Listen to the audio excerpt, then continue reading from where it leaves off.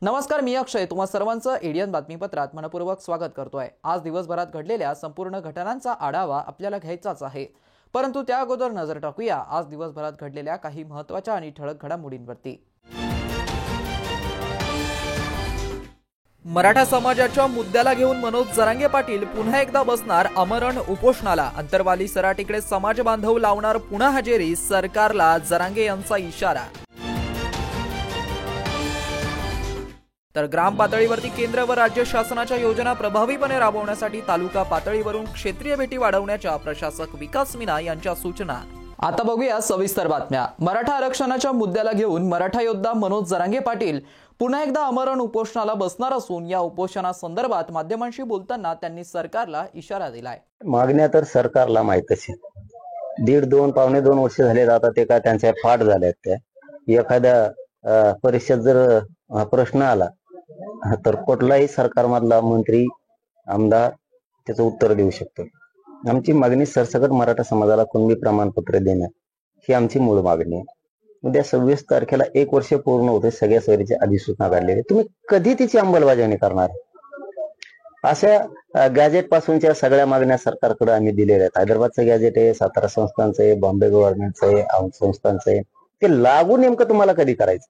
शिंदे साहेबांची समिती गठीत केलेली असून ती काम करत नाहीये, नोंदी शोधत नाहीये। त्यांना मुदतवाढ देणं सरकारची जबाबदारी आहे, तेही दिली पाहिजे।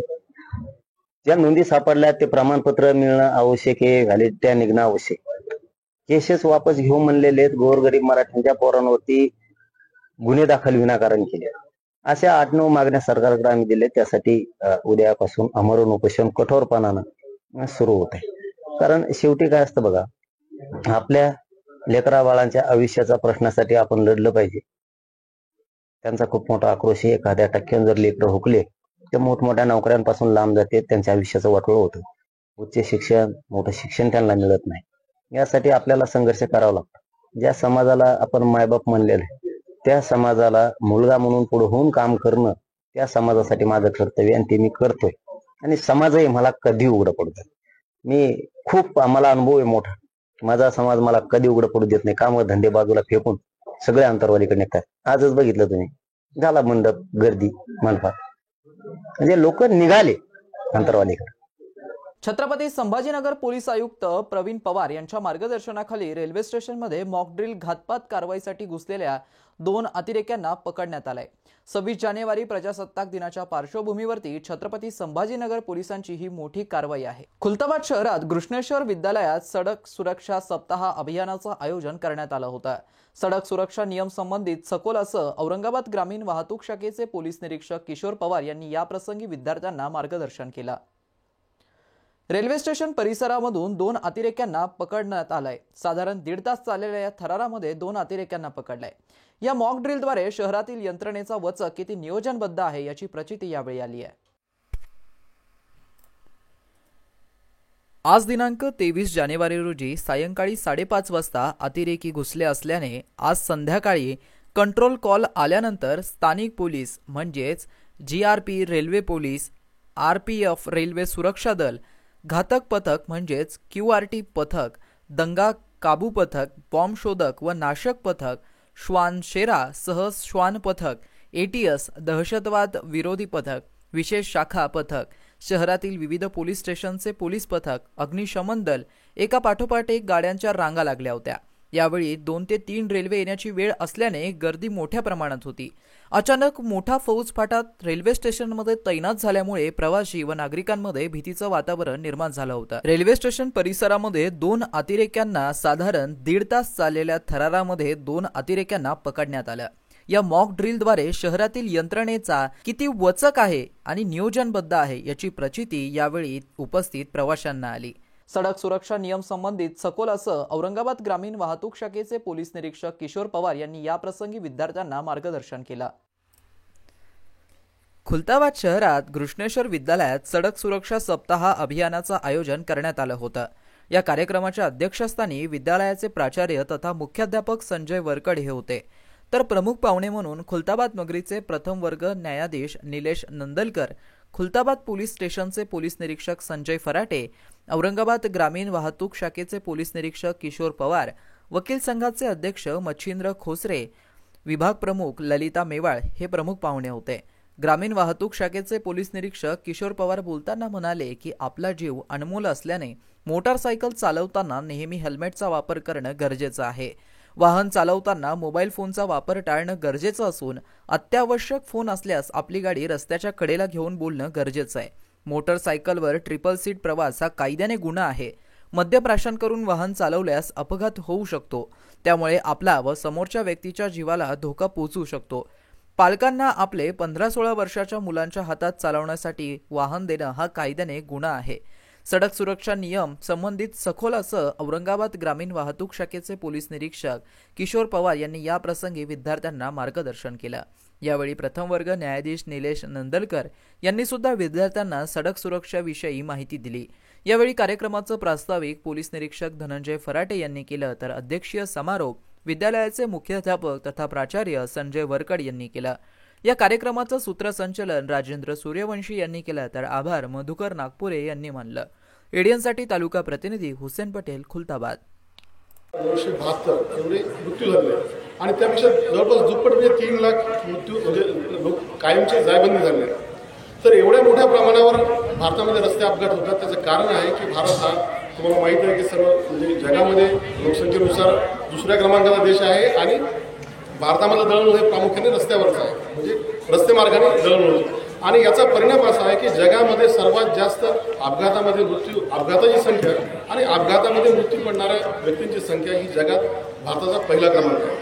तर भारतासारख्या देशाला रस्ते अपघातामध्ये होणारे मृत्यू आणि त्यामुळे अर्थव्यवस्थेवर आणि समाजावर होणारे परिणाम हे परवडणारे नाही। त्याच्यासाठी जनजागृती म्हणून हे ठिकठिकाणी देशभर वेगवेगळ्या पातळीवर इकडे लक्ष द्या, मागे बोलून त्यामध्ये कॅमेरा आहे, रेकॉर्डिंग आहे। आम्ही सदर व्यक्तीचा पुढच्या किंवा मागच्या बाजूने फोटो घेतो, त्याची नेम प्लेट झूम करतो आणि त्याला पोलिसाच्या सिग्नलचं व्हायलेशन केलं, हेल्मेट लावला नाही, पोलिसांनी इशारा केल्यानंतर पळून गेला, अशा प्रकारचे दंड सुद्धा करतो। त्याच्यामुळे तुम्ही कमीत कमी थांबा, त्यांच्याशी संवाद साधा, त्यांना काय समस्या आहे हे सांगा आणि पळून जाण्याचा प्रयत्न करू नका। नाहीतर आपल्या याच्यावर एक चेहऱ्यावर आनंद असतो की आपण पोलिसांना फसवलं आणि निघून गेलो, ट्रॅफिक पोलीस काही केलं नाही, पण ते दिवस गेले। आता या इन्स्ट्रुमेंटमधून तुमच्या वाहनांचा फोटो काढला जातो आणि तुम्हाला दंड केला जातो। आता याच्यानंतर तर पुढच्या स्टेजमध्ये आपल्या वाहनांच्या नेम प्लेटच अशा येणार आहे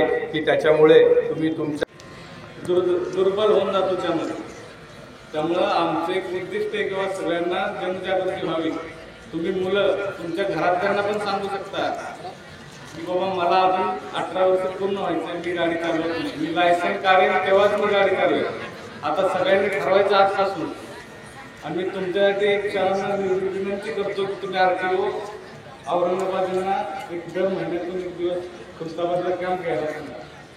बाबा एक कॅम्प घ्या आणि आठवड्यातून महिन्यातून एक दिवस कुणाला लायसन्स काढायचं इथंच होऊन जाईल। बरेच लोक काय म्हणतात आपण कधी औरंगाबादला जाऊ आता आणि कधी लायसन्स काढणार, त्यासाठी तुमच्या सोयीसाठी आपण रिक्वेस्ट करायला समजा कॅम्प घ्या आणि सगळ्यांना तुम्ही लायसन्स त्याशिवाय गाडी चालवणार नाही। आणि आपल्या आता दाबवण्याची परीक्षा आलेल्या असते, दहावीच्या सुट्टी असते, आपण बाकीच्या कलागुणांना वाव द्यायचा, गाडी शिकण्याऐवजी। आणि सगळ्यांनी वाहतुकीचे नियम पाळायचे, घरच्यांना सुद्धा सांगायचे। बऱ्याच जणांच्या घरी गाडी असते, तिचा विमा नसतो, आपल्या घरच्यांना वडिलांना विचार आपल्या गाडीचा विमा आहे का। उद्या जर घरात गाडीचा ऍक्सिडेंट झाला, आपल्या घरातल्या कोण वारलं किंवा जखमी झाला, तर सरांनी सांगितलं की 2 विद्यार्थ्यांचे मित्र वारले ऍक्सिडेंटमध्ये मृत्यू होऊन, त्यांच्यावर लायसन होतं का नव्हतं, त्यांचे पालक याला जबाबदार राहतात। उद्या जर तुम्हाला काय झालं तर तुमचे पालक याला जबाबदार राहतात की तुमच्यावर लायसन नसताना त्यांना तुमच्या हातात गाडी चालवायला दिली। त्यामुळे तुमच्या पालकांची पण जबाबदारी तुमच्या एवढीच। शहरवासियांना एक सुवर्ण संधी. तुम्ही एखादा व्यवसाय करताय का? मग एडियनवरती जाहिरात करा आणि मिळवा व्यवसायात मोठा फायदा. तर वाट कसली बघत आहात? आत्ताच खाली दिसत असलेल्या नंबरवरती संपर्क साधा. आपल्याला अजूनही काही बातम्यांचा आढावा घ्यायचा आहे, परंतु इथे वेळ झाली आहे एका छोट्याशा ब्रेकची. कुठे जाऊ नका, पाहत रहा एडियन न्यूज.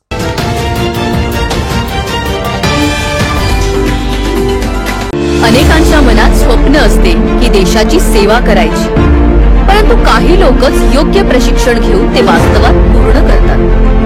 वास्तविक सैनिक बनणे सोपं काम नाही, कारण प्रशिक्षणाच्या मैदानापासून ते युद्धाच्या रणांगणापर्यंत प्रत्येक क्षण संघर्षमय असतो. फक्त जो इमानदार, समजूतदार असेल आणि ज्याची इच्छाशक्ती प्रबळ असेल असाच व्यक्ती या क्षेत्रात टिकू शकतो. प्रत्येक वर्षी अनेक परीक्षार्थ्यांना यश प्राप्त होते. ते फक्त आणि फक्त गरुडचे बघ्याड. पंख आम्ही देतो, उंच भरारी तुम्ही घ्या.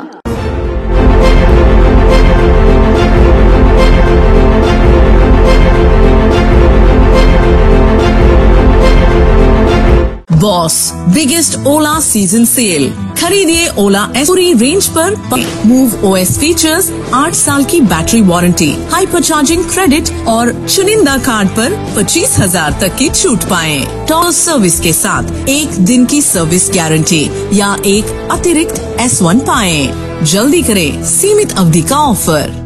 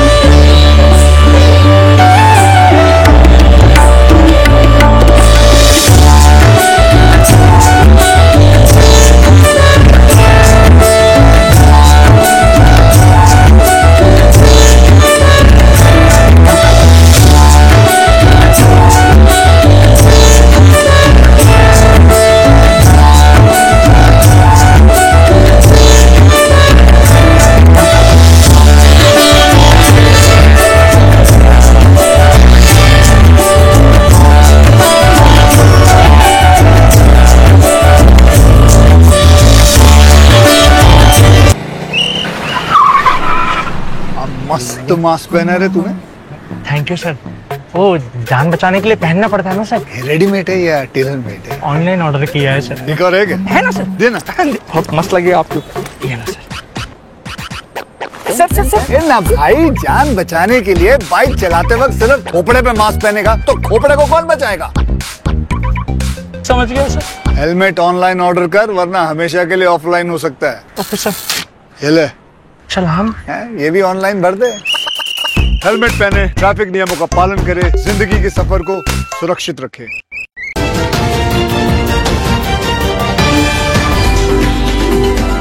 ब्रेकनंतर पुन्हा एकदा स्वागत. आपण बघत आहात एडियन बातमीपत्र. लासूर स्टेशन परिसरात काही दिवसांअगोदर घडलेल्या घरफोडीच्या प्रकारानंतर पोलीस यंत्रणेच्या तपासामुळे आरोपीला जेरबंद करण्यात आलाय.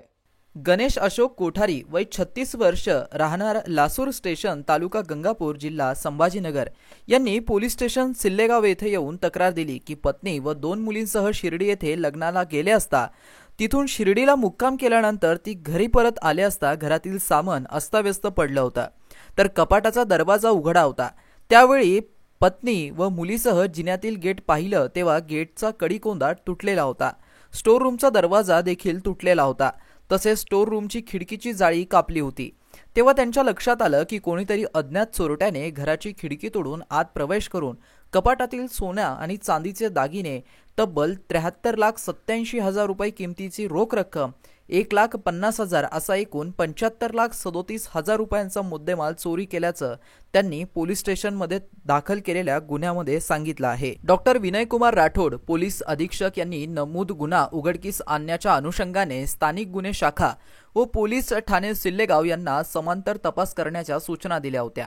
त्याप्रमाणे सुनील कृष्ण लांजेवार, अपर पोलीस अधीक्षक, व दिलीप भागवत, उपविभागीय पोलीस अधिकारी, गंगापूर यांनी तात्काळ घटनास्थळी भेट देऊन घटनास्थळाची बारकाईने पाहणी करून तपासाचे निर्देश दिले होते।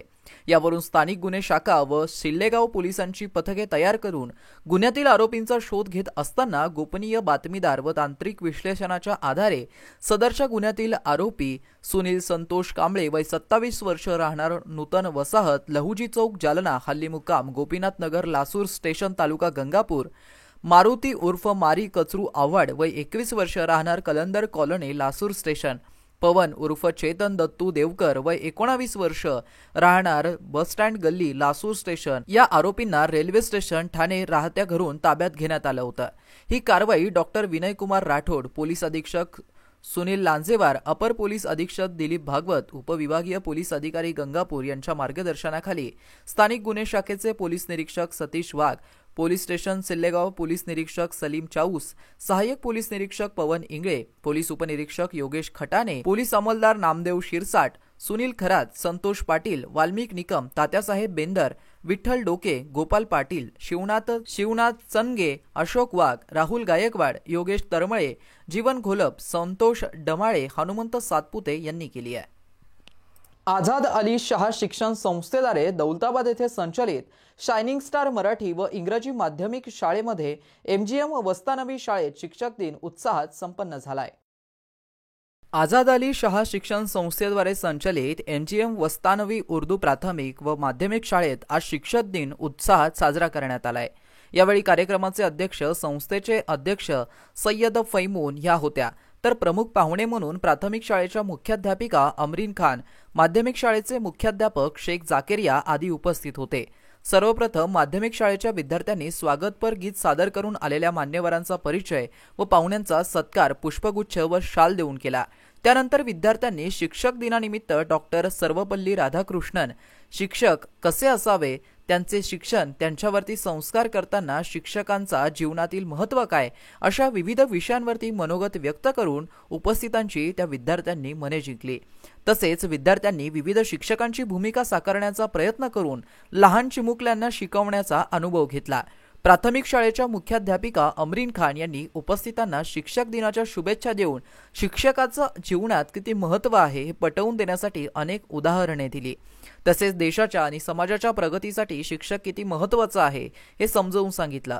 संस्थेच्या अध्यक्षा सय्यद फैमून विद्यार्थ्यांना शिक्षकांचा आदर करून ते आपल्यासाठी जे करतात या गोष्टीचा आपण सतत जाण ठेवावी आणि त्यांनी दिलेल्या सूचनांचं पालन करावं, जेणेकरून आपलं भविष्य चांगल्या प्रकारे घडवता येईल असा सल्ला दिला। कार्यक्रमाचं सूत्रसंचालन विद्यार्थिनी शेख अल्फिया हिने केलं, तर आभार प्रदर्शन विद्यार्थी शेख अदनान याने केलं। कार्यक्रमाच्या यशस्वीतेसाठी प्राथमिक व माध्यमिक शाळेतील सर्व विद्यार्थ्यांनी प्रयत्न केले व विद्यार्थ्यांना खाऊ वाटप करून कार्यक्रमाची सांगता करण्यात आली।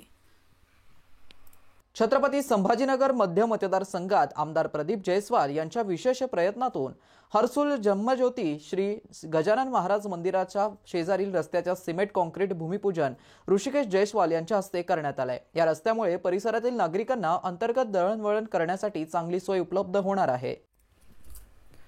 छत्रपती संभाजीनगर मध्य मतदारसंघात आमदार प्रदीप जयस्वाल यांच्या विशेष प्रयत्नातून सोमवार दिनांक 13 जानेवारी रोजी हर्सुल जन्मज्योती श्री गजानन महाराज मंदिराच्या शेजारील रस्त्याचं सिमेंट कॉन्क्रीट भूमिपूजन ऋषिकेश जयस्वाल यांच्या हस्ते करण्यात आलंय।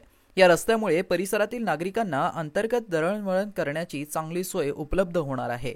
या भूमिपूजन सोहळ्यावेळी रमेश सूर्यवंशी, रामदास पवार, युवराज वाकेकर, पद्माताई शिंदे, संगीता बोरसे, काशीनाथ बकले, निलेश सुरे, भारत राठोड, आनंद राऊत, पंडित पाचलोरे, केशव बमने, सुदाम अवताडे, देविदास म्हस्के, परभत दुबेले, हरिदास म्हस्के, महादू वाणी, शंकर बमने, हरिदास हरणे, सोमनाथ दुधे, रामू म्हस्के आदींसह शिवसेना पदाधिकारी आणि परिसरातील नागरिक मोठ्या संख्येने उपस्थित होते।